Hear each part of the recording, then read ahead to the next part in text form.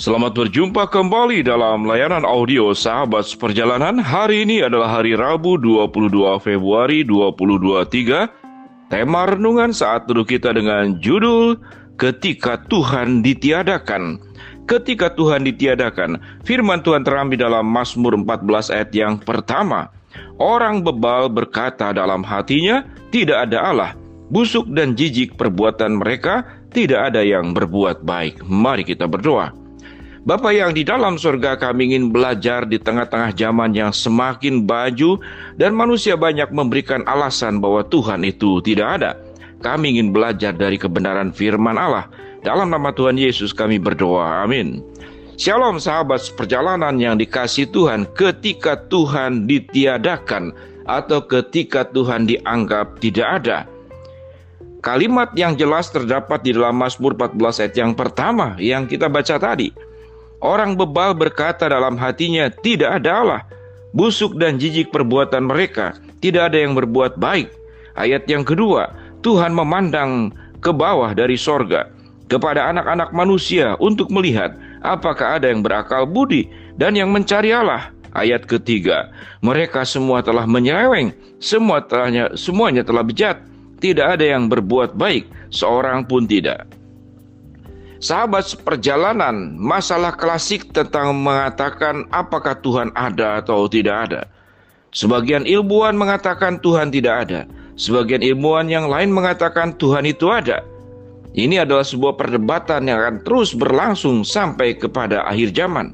Ketika Tuhan ditiadakan, kapan pembuktian bahwa Tuhan itu ada atau tidak? Tentu akhirnya pada akhir zaman. Bagi kita yang beriman, mempercayai setiap orang satu hari kelak nanti akan bertemu di tahta pengadilan Allah, maka di sanalah bagi mereka yang mengatakan Tuhan itu tidak ada, apakah dia akan mengatakan hal yang sama ketika bertemu dengan Tuhan dan berkata, Tuhan, engkau tidak ada? Sahabat seperjalanan, apa yang menyebabkan seseorang menganggap Tuhan itu tidak ada?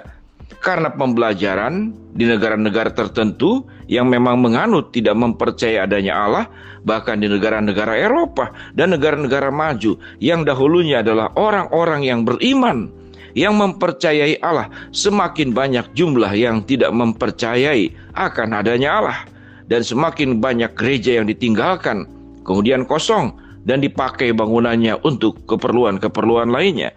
Sahabat seperjalanan, ketika Tuhan ditiadakan, apakah kemudian Tuhan menjadi tidak ada? Tentu itu adalah hal yang tidak mungkin. Kalau kita belajar dalam kehidupan keseharian, bukankah kita sering menganggap untuk orang-orang tertentu yang pernah menyakiti kita, lalu kita katakan dia sudah dianggap tidak ada oleh saya? Maka itu bukan berarti yang bersangkutan tidak ada. Cuman karena yang bersangkutan terlalu banyak memberikan luka, memberikan dampak pengalaman yang buruk buat sahabat seperjalanan, kita anggap dia tidak ada. Itu contoh yang buruk. Tuhan yang maha baik kemudian dianggap tidak ada, maka sesungguhnya ini adalah sebuah sikap yang keterlaluan. Sehingga di dalam Mazmur 14 dikatakan, orang yang mengatakan tidak ada Allah, orang bebal berkata dalam hatinya tidak ada Allah. Dikaitkan dengan apa? Yaitu orang bebal. Orang bebal itu adalah orang keras kepala. Kalau dia sudah meyakini sesuatu, sekalipun ada pembuktian, sekalipun Tuhan datang bertemu dengan dia, dia pun akan mengatakan Tuhan itu tidak ada. Sahabat seperjalanan, tentu kita tidak separah kelompok orang-orang tersebut. Namun dalam perjalanan hidup kita, terkadang kita pun akan mengatakan perkara yang sama, bahwa Tuhan itu tidak ada. Sewaktu kita sedang mengalami problem, kita sedang menghadapi masalah, kemudian kita datang kepada Tuhan, ya Tuhan tolonglah, ya Tuhan dengarlah, kalau engkau itu memang ada, kalau engkau itu maha kuasa, kalau engkau itu adalah Allah yang maha kasih, kalau engkau adalah Allah yang peduli, maka 1, 2, 3, 4, 5 kita memberikan syarat.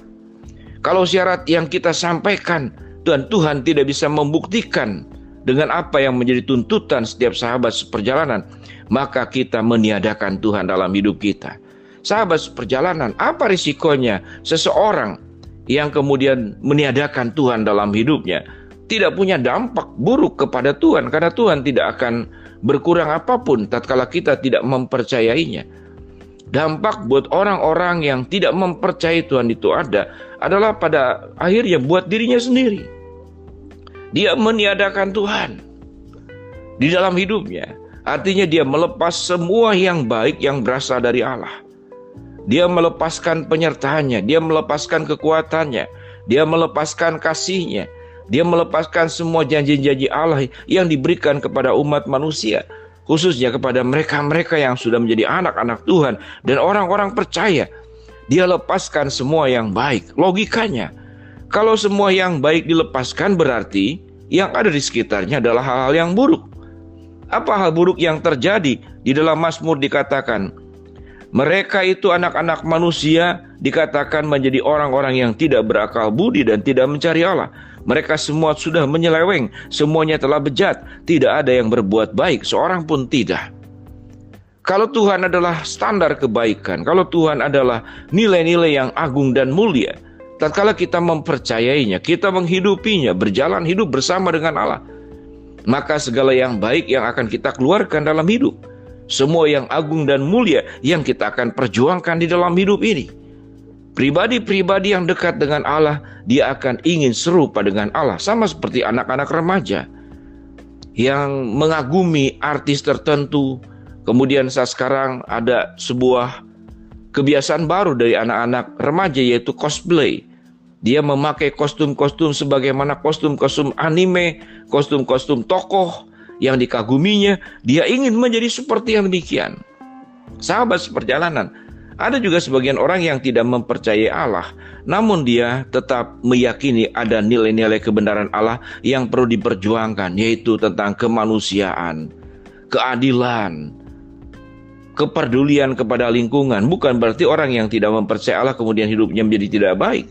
Banyak yang berbuat baik karena mereka meyakini. Artinya orang tersebut meyakini tentang nilai-nilai kebenaran, nilai-nilai keagungan yang dimiliki oleh Allah, namun dia tidak mempercayai Allah. Ini dalam hal ini adalah kasus yang berbeda. Sahabat seperjalanan, biarlah kita menjadi orang percaya, jangan dalam masuk kategori demikian. Di satu sisi kita mempercayai Allah, namun di sisi lain kita menganggap Tuhan itu tidak ada. Karena ada banyak permohonan keinginan kita yang disampaikan kepada Tuhan. Tatkala Tuhan tidak memenuhinya, Tuhan punya rencana yang lain. Tuhan akan memberikan sesuatu yang berbeda dengan keinginan kita. Lalu kita mengkategorikan Tuhan itu tidak ada, atau ketika Tuhan ditiadakan dalam hidup kita. Sahabat seperjalanan, biarlah Mazmur pasal 14 yang kita pelajari saat ini.